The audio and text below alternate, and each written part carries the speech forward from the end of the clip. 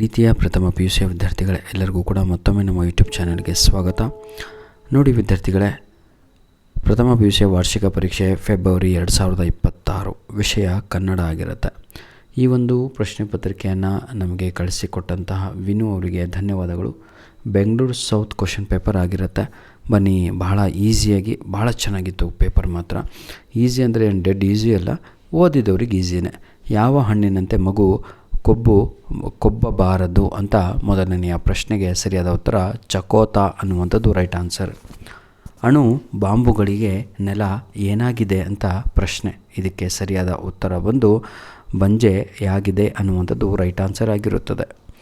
Question number 3, ಜಗ ಪ್ರಳಯ ಯಾವಾಗ ಸಂಭವಿಸುತ್ತದೆ ಅಂತ ಇದೆ. ಮೂರನೆಯ ಪ್ರಶ್ನೆಗೆ ಸರಿಯಾದ ಉತ್ತರ ಪಾಪದ ಕೊಡಗಳು ತುಂಬಿದಾಗ ಅನ್ನುವಂಥದ್ದು ರೈಟ್ ಆನ್ಸರ್. ಕ್ವಶನ್ ನಂಬರ್ 4, ಅಮ್ಮಿ ಯಾವಾಗಲೂ ಏನನ್ನು ಧರಿಸಿದಳು ಅಂತ ಪ್ರಶ್ನೆ ಇದೆ. ಸರಿಯಾದ ಉತ್ತರ ಹಾಲು ಬಿಳಿ ಸೀರೆ ಎನ್ನುವಂಥದ್ದು ರೈಟ್ ಆನ್ಸರ್.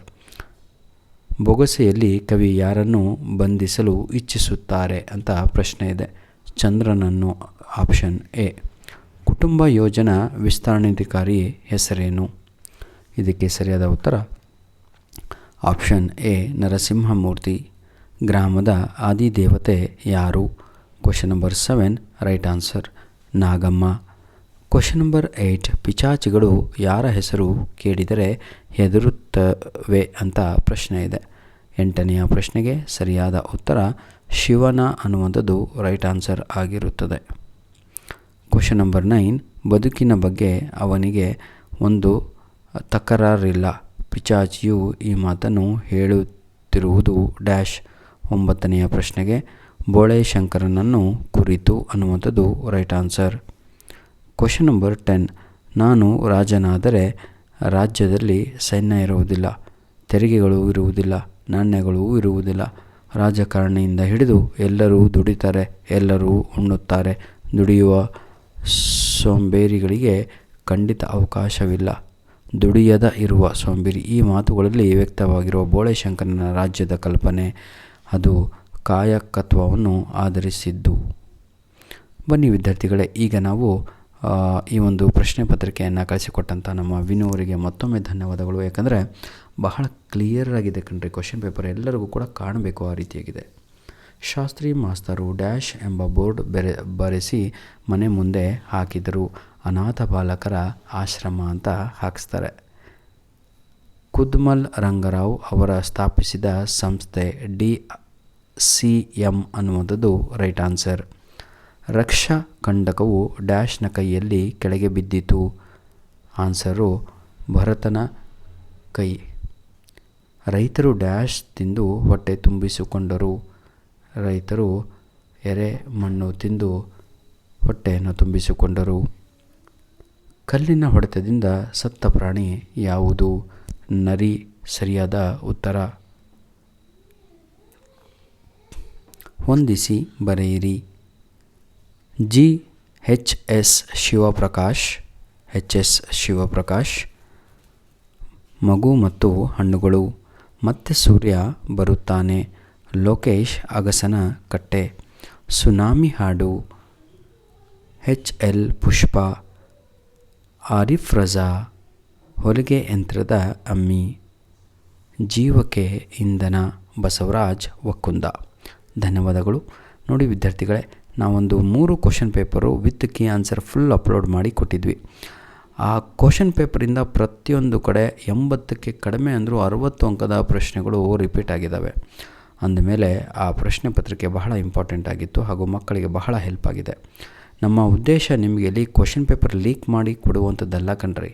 ಪ್ರತಿಯೊಂದು ಸಬ್ಜೆಕ್ಟಲ್ಲೂ ಕೂಡ ಆಯಿತಾ ಇಂಪಾರ್ಟೆಂಟ್ ಕ್ವಶನ್ಸನ್ನು ಕೊಟ್ಟರೆ ಮಗು ಓದ್ಕೊಂಡು ರಿವಿಷನ್ ರೀತಿ ಮಾಡ್ಕೊಂಡು ಹೋಗುತ್ತಲ್ಲ ಅಂತ ಆ ದೃಷ್ಟಿಕೋನದಿಂದ ಇಲ್ಲಿ ನಾವು ಪ್ರಶ್ನೆ ಪತ್ರಿಕೆಗಳನ್ನು ಕೀ ಆನ್ಸರ್ ಜೊತೆ ಅಪ್ಲೋಡ್ ಮಾಡ್ತೇವೆ. ಈ ಮಾತನ್ನು ಯಾಕೆ ಹೇಳ್ತಾ ಇದ್ದೀನಿ ಅಂದರೆ, ಬಹಳ ಜನ ವಿದ್ಯಾರ್ಥಿಗಳು ಆಯಿತಾ ತಪ್ಪಾಗಿ ಕಮೆಂಟನ್ನು ಮಾಡ್ತಾರೆ. ನೀವು ಅಟ್ಲೀಸ್ಟ್ ಕಮೆಂಟ್ ಮಾಡಿದ್ರಲ್ವ, ಅದಕ್ಕೋಸ್ಕರ ಅವರಿಗೆ ಧನ್ಯವಾದಗಳನ್ನು ತಿಳಿಸ್ತಾ ಇದ್ದೇನೆ.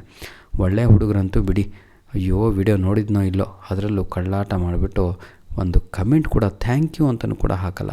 ಅಂತಹ ಕಾಲ ಬಂದಿದೆ. ಧನ್ಯವಾದಗಳು. ನಿಮ್ಮ ಪ್ರೀತಿ ವಿಶ್ವಾಸ ಸದಾ ನಮ್ಮ ಜೊತೆ ಹೀಗೆ ಇರಲಿ. ಅಂತ ಹೇಳಿಬಿಟ್ಟು ವಿಡಿಯೋ ಸ್ಕಿಪ್ ಮಾಡಿದ್ದೀರೋ. ಈಗ ನಾನು ಗ್ರಾಮರ್ ಕಡೆಗೆ ಹೋಗ್ತಾ ಇದ್ದೇನೆ. ಬಹಳ ಈಸಿಯಾಗಿ ಗ್ರಾಮರ್ ಇದೆ ಸರ್, ಅದನ್ನು ಕಲಿತುಬಿಟ್ರೆ ನೀವು ಖುಷಿಯಾಗಿ ಎಕ್ಸಾಮಲ್ಲಿ ಬರಿಬೋದು. ಬನ್ನಿ ಈಗ ನಾವು ಏನಂತೀರ ತಗಳು ಕೊಟ್ಟಿರುವ ಪದಗಳನ್ನು ಬಿಡಿಸಿ ಬರೆಯಿರಿ ಅಂತ ಗ್ರಾಮರ್ ಮೊದಲನೆಯ ಸ್ಟಾರ್ಟ್ ಆಗುತ್ತೆ. Wishing you all the best my dear children.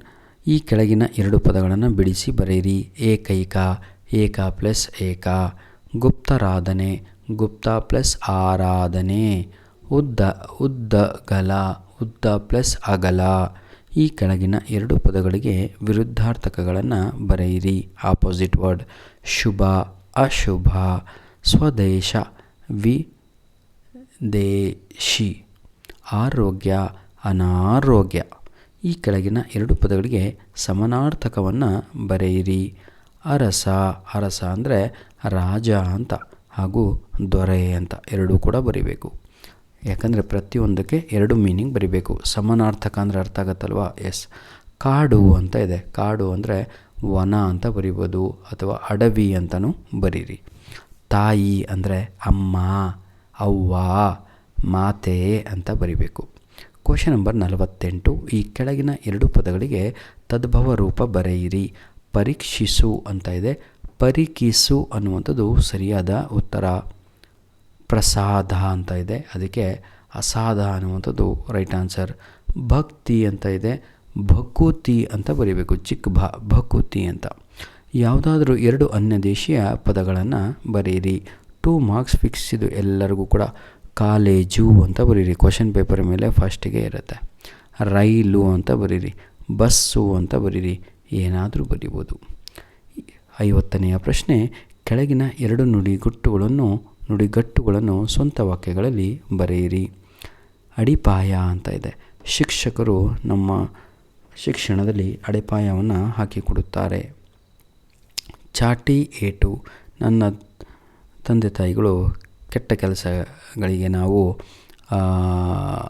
ಏನಂತೀರ ಕೈಯನ್ನು ಚಾಚಿದಾಗ ಚಾಟಿ ಏಟಿನಿಂದ ಹೊಡೆಯುತ್ತಾರೆ. ಚಾಟಿ ಏಟು ಗೊತ್ತಿಲ್ಲ ಕಣ್ರೋ. ಮುಖವಾಡ ಅಂತ ಇದೆ. ಕಳ್ಳರು ಸದಾ ಮುಖವಾಡವನ್ನು ಧರಿಸಿಕೊಂಡೇ ಇರುತ್ತಾರೆ, ಕೆಟ್ಟ ವ್ಯಕ್ತಿಗಳು ಕೂಡ. ಯಾವುದಾದ್ರೂ ಒಂದು ವಿಷಯವನ್ನು ಕುರಿತು ಪ್ರಬಂಧವನ್ನು ಬರೆಯಿರಿ. ಚಲನಚಿತ್ರ, ಮೂಢನಂಬಿಕೆ ಅಂದರೆ ಸೂಪರ್ಸ್ಟಿಷಿಯಸ್ ಥಿಂಗ್ ಅಂತ ಬರಿತೀರ ನೀವೆಲ್ಲ. ಭಾಳ ಈಸಿಯಾಗಿದೆ.